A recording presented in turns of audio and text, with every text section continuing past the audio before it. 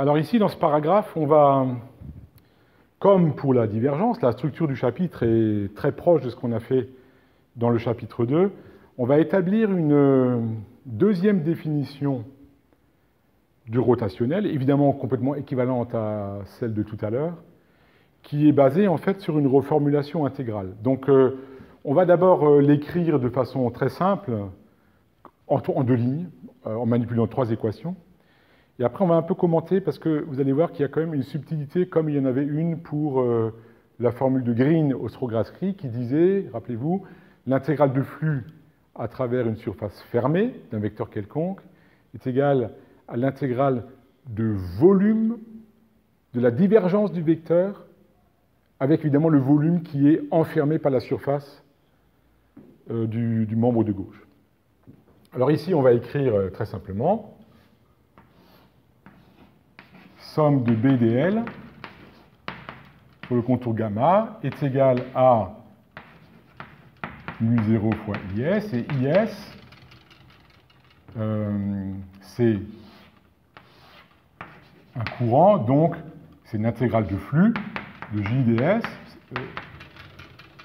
confère le chapitre 1, à travers une surface S qui s'appuie sur le contour de circulation. Or, mu0J, c'est rotationnel de B. Hein, j'ai remplacé mu0, j'ai simplement retranscrit, et j'ai transformé IS en tant que courant comme intégrale de flux d'un vecteur densité de courant. Somme de J scalaire ds sur S, S s'appuyant sur le contour gamma. Nous avons vu à l'instant que mu0J, c'est rotationnel de B, au moins en magnétostatique. C'est-à-dire que finalement, nous avons somme de BDL sur un contour fermé est égale à intégrale de flux à travers une surface S qui s'appuie sur le contour de circulation de rotationnel de B ds. Ça, c'est une formule qui est tout aussi importante que la formule de Green et qui est dite formule de Stokes. Je sors un peu du champ pour que vous puissiez bien la regarder. Alors maintenant, on va un peu la commenter parce qu'elle est plus subtile comme ça qu'il y paraît, même si on l'a établie en deux lignes. Et pour ce faire, j'ai besoin de ce schéma-là. Donc c'est l'idée selon laquelle, quand on a défini le rotationnel de B, qui a trois composantes, respectivement sur X, Y, Z, en fait, on a calculé trois limites de circulation surface X. C'est-à-dire que quand on calcule limite de la circulation divisée par S quand S tend vers 0, en fait, on calcule une petite circulation, par exemple, sur le plan X ou Y divisé par un infiniment petit dans ce plan, donc typiquement ça va être du dx fois dy. Si c'est une petite pastille rectangulaire de dimension dx, dy. Et ça donne la composante du rotationnel sur l'axe Z, parce que quand on circule sur le plan X ou Y, en fait, on accède à la composante sur Z perpendiculaire au plan de circulation de la densité de surface. C'est-à-dire, donc, c'est mu0 fois JZ. Alors, l'idée, c'est que si je somme toutes ces petites circulations, en fait, je reconstruis la circulation à travers le contour macroscopique. Alors, l'idée ici, c'est que si je fais passer dx, dy au second membre, je vais avoir la composante sur Z du rotationnel fois une surface élémentaire. Et quand j'intègre deux fois sur toutes les surfaces élémentaires,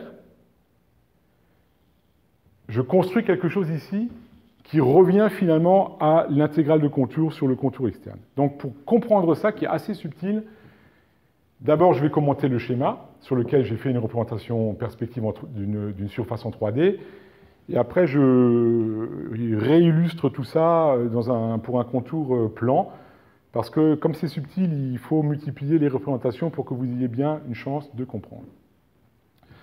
Donc je vais prendre un contour de circulation qui est ici en rouge, pour lequel je peux calculer le membre de gauche du théorème d'Ampère. J'ai besoin d'orienter mon contour. Contrairement au paragraphe précédent, je l'oriente dans ce sens-là. Ça veut dire que, moyennant la règle de la main droite, ça veut dire que maintenant les surfaces vont être orientées vers le haut. Donc ici, je représente une surface qui s'appuie sur le contour rouge, mais qui n'est pas plane. C'est ma fameuse bulle de savon que j'ai commencé à dilater en soufflant par ici. Donc la bulle se dilate, et la surface globale macroscopique qui s'appuie sur ce contour, elle, je la décompose en surfaces infiniment petites, qui sont matérialisées ici par cette petite pastille de surface et celle-là. Et comme vous avez bien compris que l'orientation du contour scelle aussi, au sens de sceller, scelle, un sceau, j'ai scellé l'orientation du contour scelle celle des surfaces, eh bien, je peux montrer, moyennant la règle de la main droite, que mes deux surfaces DS1 et DS2 sont orientées verticales, plus ou moins verticales, vers le haut. Et donc maintenant, l'idée ici, c'est que chacune de ces petites vignettes ou confettis de surface se traduit par une petite circulation élémentaire. D'autant plus petite, évidemment, que mon maillage de surface a été fin. A priori, il est infiniment fin si je suis en représentation intégrale. Alors maintenant, suivez bien parce que c'est compliqué. Je vais me contenter, en toute rigueur, il faut sommer toutes les circulations élémentaires sur toute la surface macroscopique qui a été divisée en surfaces infiniment petites. Évidemment, on ne peut pas faire ça. Je vais me contenter de sommer la circulation sur le contour bleu plus la circulation sur le contour vert. L'idée, c'est que ces deux circulations partagent un segment commun. Alors, puisque les surfaces sont orientées vers le haut, ça veut dire que sur le contour bleu, le sens de circulation, c'est celui-ci. Toujours main droite, de façon à ce que DS1 soit orienté vers le haut. Pour la surface verte, pour que le DS2 soit aussi orienté vers le haut, il faut que je circule dans ce sens, toujours moyennant la main droite. Ça veut dire que sur le segment qui est commun ici, pour la petite surface bleue, je circule de ce point à celui-là, tandis que pour la surface verte, je circule en sens inverse. Donc, sur le segment commun, en fait, les contours de circulation sont égaux et opposés. Qu'est-ce qui va se passer quand je somme maintenant toutes les contributions de toute cette petite vignette de surface? Eh bien, les compensations vont se faire chaque fois qu'une surface quelconque a des proches voisins avec lesquels elle partage un segment commun. Eh bien, les circulations ici internes sur les segments communs vont se compenser 2 à 2. Et on comprend assez aisément qu'à la fin des comptes, finalement, là, toutes ces vignettes de surface ont un segment commun, au moins, sinon plus, en fait, avec des voisins. Les compensations vont être exactes, et à la fin des comptes, il ne reste que la circulation à travers le contour gamma. Alors, peut-être plus efficace, il faut toujours multiplier les représentations, on en revient à notre bon vieux jeu d'échecs. Je pense que ça va être un peu plus parlant. C'est un échiquier souple qu'on utilise en général dans les compétitions, disons, régionales. Alors, vous pouvez constater que peu importe la géométrie de l'échiquier, même si je le bombe, le raisonnement que je vais faire est indépendant du fait que la surface ou que le contour soit dans un plan. Alors pour que ça soit plus parlant, je vais le mettre à peu près dans le plan. On va supposer que le contour gamma, c'est le contour extérieur de l'échiquier. Okay ? Donc une des surfaces qui s'appuie sur ce contour, c'est celle qui est matérialisée par les 64 cases de l'échiquier, tantôt blanches, tantôt noires. Donc je vais découper ma surface moyennant les cases de l'échiquier, et ça veut dire que j'ai ici des surfaces qui doivent être orientées moyennant celle du contour. Donc on va dire qu'on oriente, alors ça c'est pour vous c'est le sens horaire, je ne sais pas trop parce qu'il faut compter avec le retournement de l'image. Enfin bon, j'oriente dans un sens. Ah, on va le faire